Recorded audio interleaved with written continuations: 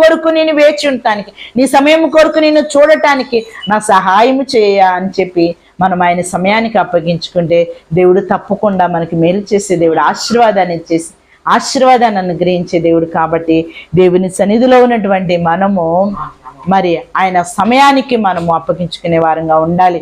కానా విందులో ద్రాక్షరసం అయిపోయినప్పుడు మరి మరియమ్మ వచ్చి మాట్లాడుతూ ఉంది, ఏదైనా గొప్ప కార్యం చేయను, అద్భుతకరుడు, ఆశ్చర్యకరుడివి, గొప్ప కార్యాలు చేసే దేవుడు. మరి ఇక్కడ అనేక మంది విందుకి వచ్చేవారు ఉన్నారు, కూర్చొని ఉన్నారు. ఒక ఏదైనా కార్యం చేయంటే నా సమయం ఇంకా రాలేదు. దేవుడు సమయం వచ్చింది. 6 రాతి బాణాల నిండా ద్రాక్ష నీటితో నింపాడు. ఆ నీటిని ద్రాక్షరసంగా మార్చివేశాడు. చేదైన అనుభవంలో ఉన్నావా? కష్టాల నష్టాల్లో ఉన్నావా? ఇరుకుల్లో ఇబ్బందుల్లో ఉన్నావా? దేవుని సమయానికి అప్పగించుకుంటావా? దేవుడు ఆశీర్వదించేంత వరకు, దేవుడు దీవించేంత వరకు, దేవుడు హెచ్చించేంత వరకు, దేవుడు కార్యం చేసేంత వరకు, దేవుడు జవాబు ఇచ్చేంత వరకు